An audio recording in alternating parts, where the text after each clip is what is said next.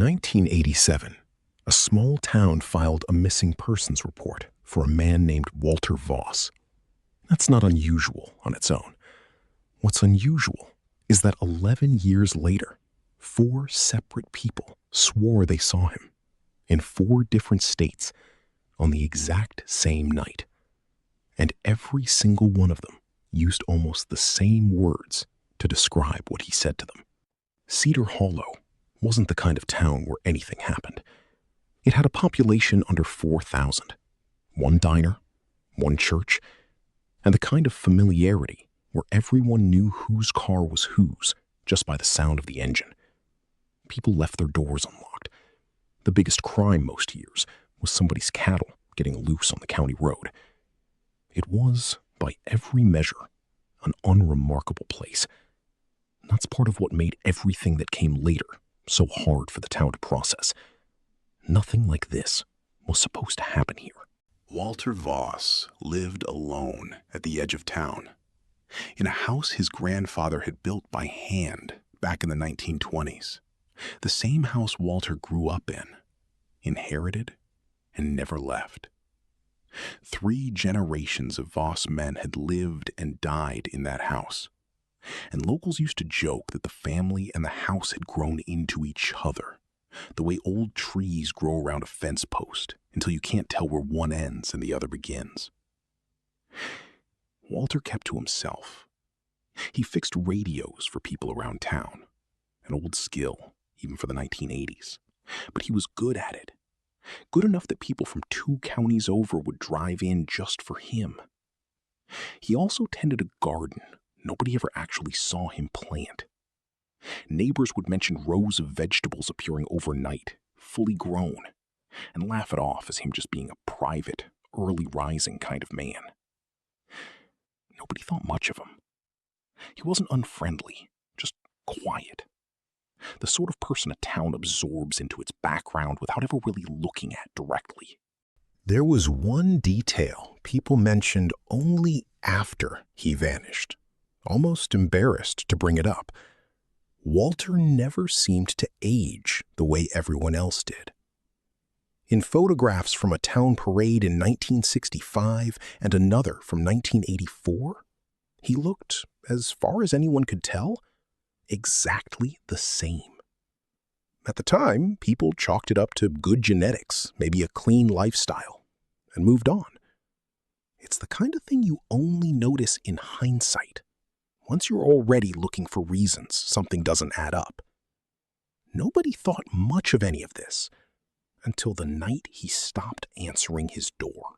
His neighbor noticed the mail piling up first, then the newspapers stacking on the porch day after day, untouched. By the 3rd day, the sheriff let himself in. The house was locked from the inside, every window latched, and nothing was missing. Not his wallet, not his truck parked in the drive, not even the kettle still sitting half full and cold on the stove, as if he'd stepped away mid-morning and simply never come back to it. Walter Voss had vanished from a locked house and left everything behind, except himself. The search lasted 3 weeks, with dogs, volunteers from 3 neighboring towns, and even a helicopter brought in from the next county over. They found nothing. No trail leading away from the property, no signs of struggle, no torn clothing caught on a fence. Nothing at all. The dogs, according to 2 separate handlers, kept circling back to the same spot behind the house and refusing to go further, sitting down and whining like they'd hit some kind of wall the humans couldn't see. At the time, that got written off as dogs being unpredictable. Nobody wrote it into the official report. Eventually, the file ended up in a box in the basement of the sheriff's office, the way most files do in towns too small to keep asking questions forever. There simply wasn't the manpower. Years passed. A new sheriff took the job. Cedar Hollow got its first stoplight, and the diner changed hands twice, though the sign never did. Walter Voss became the kind of story people told new residents around a bonfire, half warning, half local color. The man who fixed radios and then just wasn't there one day. Kids dared each other to walk up onto his porch. Nobody ever took the dare seriously enough to actually knock. That should have been the end of it. For 11 years it was. Then, in 1998, a rookie deputy named Ellis Marsh was assigned to clear out the cold case archive. Mostly paperwork nobody expected to matter. The kind of task you hand a new hire to keep them busy while they learn the county's history. He almost skipped the Voss file entirely. But something about a man vanishing without taking a single thing with him, not even his truck keys, stuck with him in a way he couldn't quite explain. Ellis had grown up 2 towns over, and he remembered his own grandmother mentioning, once, that Walter Voss had fixed her radio when she was a girl, and that he'd fixed it again for her decades later, and that he hadn't looked any older the second time. Ellis had laughed it off then. He wasn't laughing when he found the file with the same name in a box marked unresolved. So when the first call came in, 3 weeks after he'd started reading the file, he was the one who picked up the phone. A woman 400 miles away said a man had paid for gas in exact change, called her by her maiden name, a name she hadn't used in over 15 years, not since her divorce, and told her, quote, "Tell them I'm still fixing the radios." She said it was Walter Voss. She'd grown up 2 houses down from him in Cedar Hollow and hadn't thought about him in over a decade until he was standing right in front of her at that gas station, looking exactly like she remembered, down to the same gray cardigan. Ellis logged it as a probable case of mistaken identity. People see what they expect to see, especially at a gas station late at night. And grief plays strange tricks on memory, even old, half-forgotten grief for a neighbor from childhood. Then, 9 days later, a trucker 2 states north called in with the same story, down to the same exact phrase about the radios. He'd never heard about the first call. There was no way he could have, since it hadn't been in any paper, hadn't been mentioned to anyone outside the sheriff's office. That's when Ellis started paying closer attention. Then a third call came in, from a retired school teacher 400 miles in the opposite direction on that exact same night as the trucker. She described being stopped on her porch by a man asking for directions, a man she recognized instantly from 30 years of Sunday mornings sitting 2 pews behind her at the Cedar Hollow Church. He'd said the same phrase, word for word, before walking off into the dark faster than a man his apparent age should have been able to move. And then, almost a full week later, came the 4th call, the one that made Ellis stop sleeping properly. A long-haul nurse working a night shift at a rural clinic 3 states away said an elderly man had walked in asking to have a small cut on his hand looked at, gave the name Walter Voss without being asked, let her clean and bandage the wound, thanked her, and told her the same line about the radios before walking out into the parking lot. She checked the security footage afterward, out of simple professional habit. The camera had caught the door opening. It had caught the door closing. It had not caught anyone walking through the frame in between. Word about the calls started to leak, the way it always does in a county where everyone knows everyone. A reporter from the regional paper, the kind that still covered county fair results and church bake sales on the front page, caught wind of it from a dispatcher's offhand comment and called the sheriff's office asking questions. Ellis wasn't authorized to talk to press, and he didn't. But 2 days later, a 5th account landed on his desk anyway, forwarded from the newspaper's tip line because nobody there knew what else to do with it. A postal worker on a rural route, 5 states away this time, said an elderly man in a gray cardigan had flagged down her truck to ask if she still carried packages for the old Cedar Hollow post office, a branch that had closed in 1990.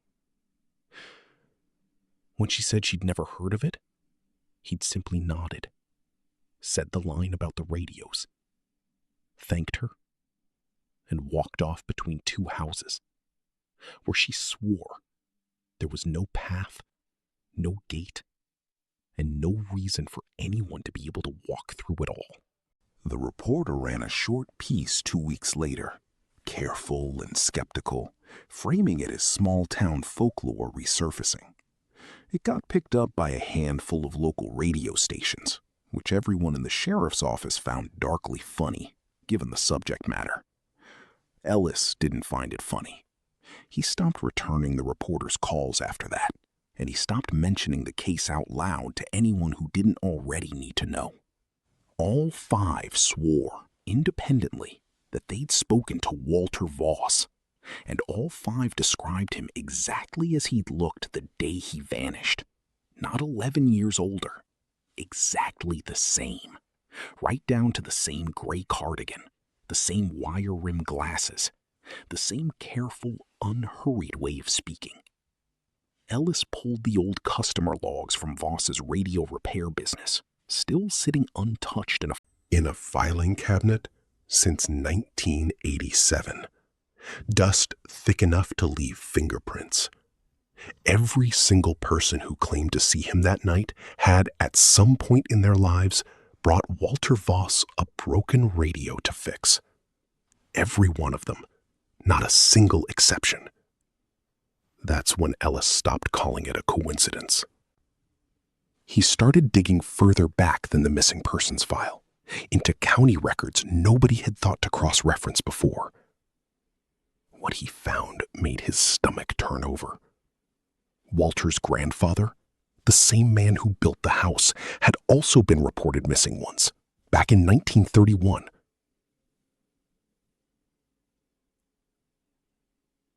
And had also reappeared briefly years later, according to 2 witness statements buried in a newspaper clipping nobody had looked at in 60 years, before disappearing again for good. The wording used by those 1930s witnesses, translated through old-fashioned phrasing, was almost identical to what people were describing now. A message about fixing something. A reassurance that he was still working. Whatever was happening to Walter Voss, it seemed, had happened to his grandfather first. Ellis drove out to the old house himself, the first person to set foot inside in over a decade. The porch had rotted through in places, and the garden Walter used to tend was long gone, swallowed by weeds taller than the fence posts. Dust coated everything inside, thick and undisturbed, blanketing the furniture.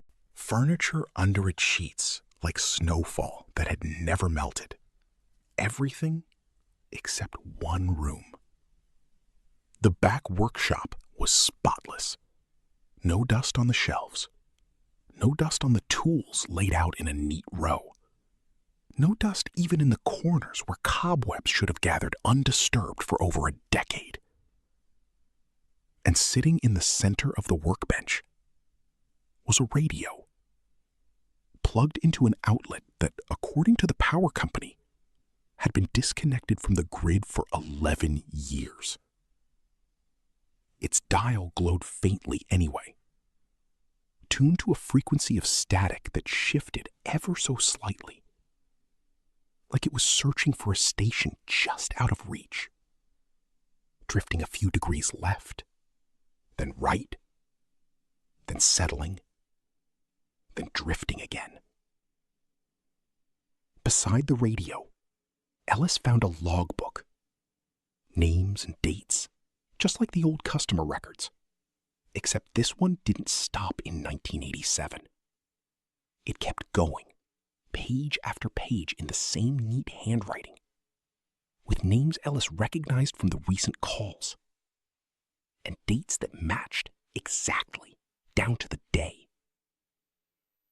And on the very last page, in handwriting that hadn't aged a single day since the earliest entries decades earlier, was a single line addressed to no one and everyone.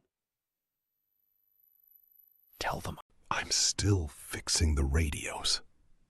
Ellis sat with that logbook for a long time before he could make himself close it. He noticed something else, something he almost didn't mention in his eventual report because he wasn't sure how to write it down without sounding like he'd lost his grip on the case. Tucked between the last 2 pages was a small scrap of paper, torn from something older, with 3 words in handwriting that didn't match Walter's at all. An older, shakier hand. The words read, "Still fixing too." Ellis has never been able to determine whose handwriting that was, or how long it had been sitting there waiting to be found.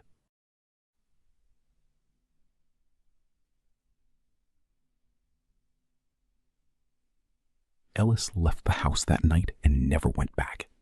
He requested a transfer out of Cedar Hollow the following spring, and never fully explained why to the colleagues who asked.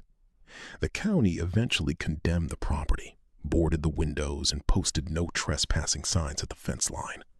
But nobody's ever torn it down. Every contractor who's bid on demolition has, for one reason or another, backed out before signing. And the workshop light, they say, still works, even though the power was disconnected years ago and the meter itself was removed from the pole. Walter Voss was never found, but depending on who you ask, he was never really lost either. Some longtime residents will tell you, quietly, that a man in a gray cardigan still shows up now and then, always somewhere far from Cedar Hollow, always to someone who once trusted him with something broken, always leaving the same simple message behind before he walks off into whatever direction he came from. Ellis Marsh is retired now, living 3 states from Cedar Hollow, in a small house with no radio in it at all, not even in the car. He gave a short, careful interview a few years back to a podcast researching unexplained local cases, and toward the end of it, almost as an afterthought, he mentioned one more detail he'd never put in any official report. A few months after he left the sheriff's office for good, a small package arrived at his new address with no return sender listed. Inside was a single vacuum tube, the kind used in old Bakelite radios, wrapped in a torn page of lined paper. On the paper, in that same unchanging handwriting, were 4 words. "Thank you for looking." He still has it. He has never been able to explain how anyone from that case would have known where he'd moved to, since he told no one, not even family, until well after the package arrived. And if you drive past Cedar Hollow late enough and roll your window down, you might just catch it, faint under the wind. The sound of a radio tuning itself, one station at a time, still searching for something it never quite finds.